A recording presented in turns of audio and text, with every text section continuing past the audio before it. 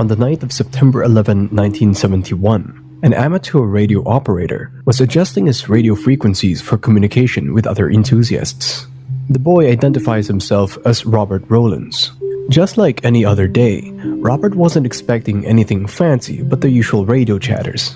However, at around 11:30 p.m., Robert's radio captures something unusual.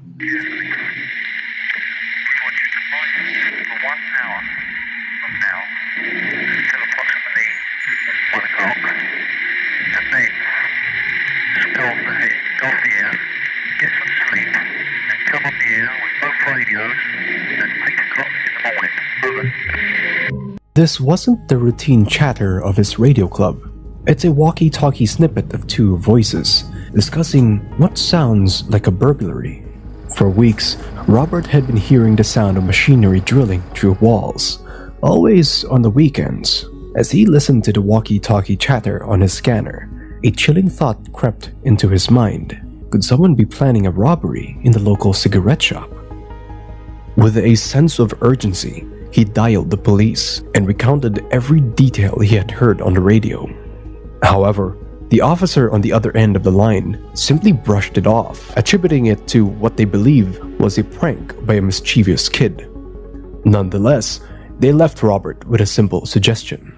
Next time, record those messages if you catch anything interesting. But little did they know, this prank was the first clue to a daring heist unfolding just around the corner.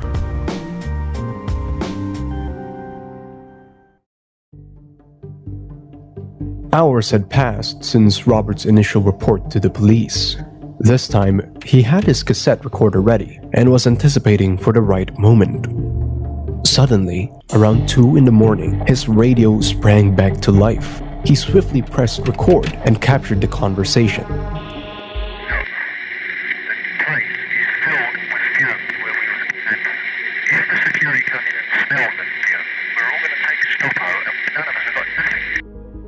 With the damning evidence in hand, Robert called the police again. However, accounts differ on how the police responded.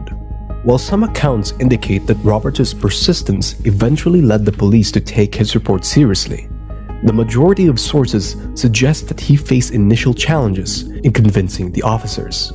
The action was taken only after he escalated the matter to a higher-ranking officer. The recording contained crucial details about the robbers needing a break and a possible safety breach of a bank vault. However, the challenge remained, as the conversation offered no clue as to which specific bank they planned to hit. In response, the police devised a comprehensive search operation spanning an 8-mile radius and searching approximately 750 banks. Even though the task was overwhelming, but with so much at risk, they had no option left but to check every possibility. At around 3 in the morning, police contacted bank staff and local security firms to open up their branches as they began to check all 750 banks in an 8-mile radius. With each branch being visited by both bank staff and the police, there was still no trace of robbery found. The next morning, all bank employees resumed their regular routines, and just as the police wrapped up their exhaustive search, they received a telephone call on the emergency line. The caller identified himself as the director of Lloyd's Bank from 187 Baker Street. Surprisingly, it is located just 800 meters from where Robert had made his initial reporting the other night. When police arrived at the scene, to their surprise, roughly 268 safety deposit boxes had been tampered. However, the gang opted not to crack the bank's safe, as it would consume additional time and was not part of their initial plan. As the director sifted through the safety boxes, the true scale of the situation started dawning on him. The 268 boxes totaled to almost $5 million, an absurd amount, a significant chunk of national reserves. Their failure to acknowledge Roberts' earlier report had caused an unfortunate delay in their response. It seemed Lloyd had just lost $5 million. But how? This happened in September 1971, but what led to this moment actually started a year earlier.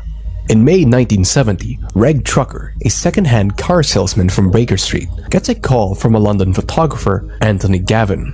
The assignment was simple. Gavin wanted Tucker to survey the Lloyd Bank located on Baker Street. Over the next few months in December 1970, Tucker opened an account with €500.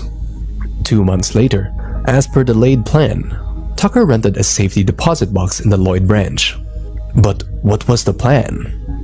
You see, in the late 90s, the bank had a policy that permitted customers to have privacy when accessing the vault. Tucker saw this loophole in the system as his golden opportunity.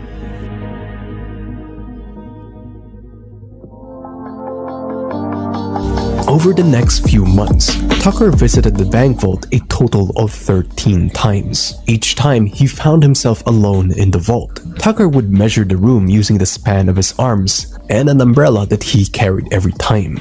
Even though it wasn't easy to get the accurate measurement, the regularly sized floor tiles, each of which was 9 inches square, aided to get an exact measurement of the room. This was just enough for Tucker to draw a map of the room, plotting the exact position of the cabinets and the furnitures. Despite Tucker having his insider job mapped out, they still needed equipment to execute their plan. Thomas Stephens, another second-hand car salesman, joined Gavin in acquiring the tools necessary for the break-in. These tools included a thermal lance and a 100-ton jack. Another member of the squad was Bobby Mills. As you may recall from the conversation Robert overheard on his radio, Mills was one of the voices assigned the task of lookout duty. In addition, Gavin sought assistance from Mickey Gervais, known for his expertise in burglar alarms, as well as 2 unidentified individuals referred to as Little Legs and TH. The key to this robbery was the role played by Alec Heist, speculated to be one of the most corrupt officers of the era. Rumors suggest that TH had ties with Detective Alec, potentially assisting them in the execution. With a plan and equipment in hand, the team had just one question to answer. Where would they execute the plan from? The Les Sac. In May 1971, Benjamin Wolfe, a close associate of the gang, purchased the leather goods shop Les Sac at 189 Baker Street, conveniently located just 2 doors down from the bank they intended to heist. Interestingly, the decision to acquire the building was not based solely on its distance to the bank. Rather, the group was drawn to the building because it had a basement that they calculated to be at the same level as the bank vault. However, there was one significant hurdle in their plan: the security alarms installed in the vault. The persistent roadworks being conducted in the vicinity of the bank created a recurring issue with the security alarms installed within the vault. These alarms, designed to promptly alert authorities to any unauthorized access or tampering. However, due to the vibrations and disturbances caused by the nearby construction activity, the reliability of these alarms became compromised, leading to frequent false alerts. This made it difficult for bank officials to discern genuine security threats from false alarms. The situation posed a significant challenge for the gang planning the heist, as the erratic behavior of the alarms threatened to thwart their efforts to execute the robbery without any detection. To overcome this obstacle, the gang received assistance from a member of the local security company. This individual provided insider information about the timing of the roadworks and when the vault alarms would be temporarily deactivated. On Friday, September the 10th, after the bank closed for the weekend, the gang began their ambitious plan to break into the vault. They stationed Bobby Mills on a nearby rooftop to keep an eye out for any potential trouble while they worked below. The communication between the gang members was maintained via walkie-talkies, ensuring they could coordinate their actions effectively.